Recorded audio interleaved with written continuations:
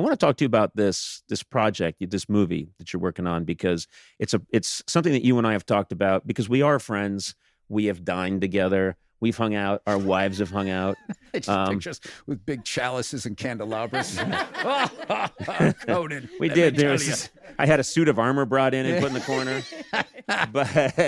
But you're talking about this movie that you've made is a subject that's near and dear to your heart. It's about being dads, older dads, right? Old dads, yeah. Old dads. There was something that came about by, not getting my shit together and having kids really late in life. Like I'm 54, my kids are 5 and 2. Mm-hmm. And I didn't realize like how much the world had changed. Like my daughter's in kindergarten now, and I was in kindergarten 50 years ago. So just the whole way that they teach, like everything, literally, I'd be like, "Oh, you're in the jungle gym?" And she'd be like, "It's called the structure." and then I'd be like, "Yeah." And then I'd be like, "Oh my God, I said jungle. Am I, was that borderline racist now? Like, what did I just say?" And you just start freaking out. And, just sort of, it lives sort of in that world. And then also all of this world now of where, you go back into somebody's Twitter account 8 years and find a bad tweet, and they're like, "This is who this guy is. This guy's an asshole." And it's like, I always looked at it like, you had to go back 8 years before this guy was an asshole. That's an amazing, like, Lou Gehrig run of not being an asshole. If you went 7 years, like, this guy was totally cool, but in 2014, that one random Wednesday, he was really in a mood. Yeah. And it was just weird. Someone who I lean left. I'm not 100% left. It's sort of like, I just thought that whole era was really fascinating to watch people like just trying to just sort of ruin people.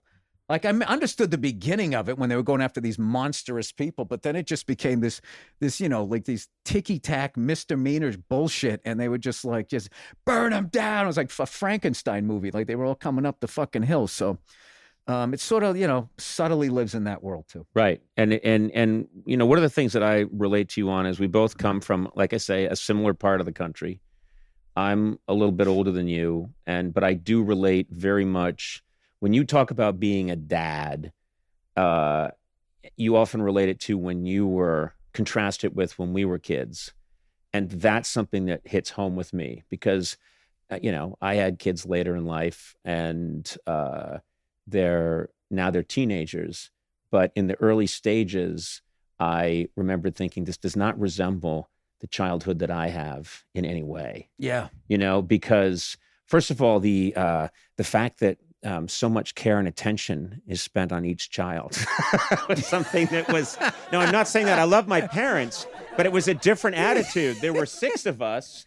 And I remember very clearly at any given time, if you ask my mother or my father, where's Conan? They'd be like, I don't know. He's, no one knew exactly where you were. They just sent you outside. Like that was a lot of it. They just sort of sent you outside, and you went out and you just met other kids your age and came up with stuff to do when you were outside. And then eventually you ran into older kids, and then they just beat the shit out of you. And then this is why. And then you came up like I did a cartoon for Netflix called F is for Family. One of the first episodes is a scene where the young me and his friend are up in a tree, and these guys start throwing rocks at us and shooting fireworks. And that was based on a true story. There wasn't fireworks, but it was just me and a friend of mine were climbing trees. We're just climbing a tree because that's what you did before there was no internet. That was going online, climbing a tree and risking your life.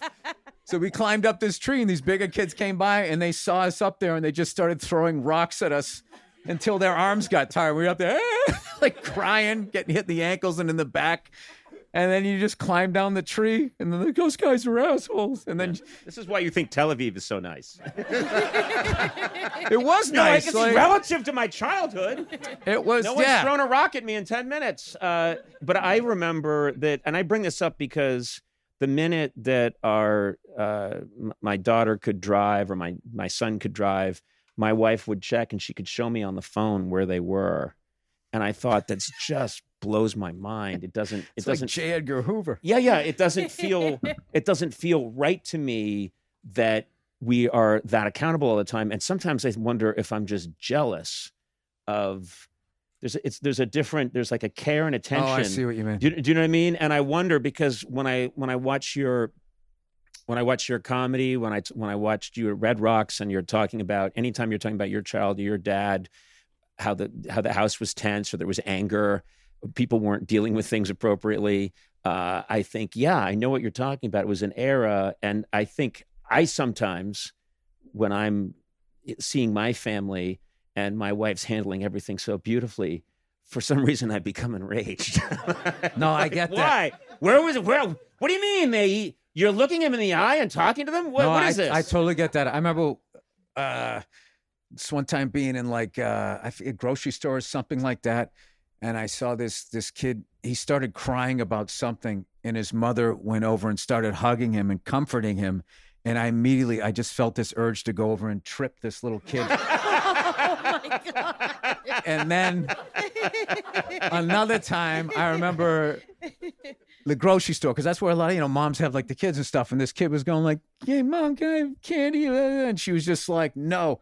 And then he started crying, and it made me laugh. I was want to be like, "Yeah, get used to that, kid." So, so you enjoy the unhappiness and pain of a child? I thought I did, but what I realized it had nothing to do with the kid. That was just me with all of my bullshit. I was jealous of the kid who was getting hugged. And then I was laughing at the other kid because I related. Like, I remember when a long time ago I saw Sling Blade when it was in the movie theater. And I remember when he zoomed that guy out of the house in the wheelchair, he's like, "Get out of my fucking house!" And he zoomed him out, and the guy was all helpless. I roared with laughter. And I remember I was with these actors that I was working on something, and they looked at me in this horrified way. Right. And I couldn't explain it. You had to be a comedian to understand. Like, I think actors and comedians, they process pain differently. Right. Where actors, I think, are more like examining it, where comedians, you just pave it over, and it's like you're just laughing, not because you're happy that happened to someone in a wheelchair. You're just laughing at just how fucking mean it was.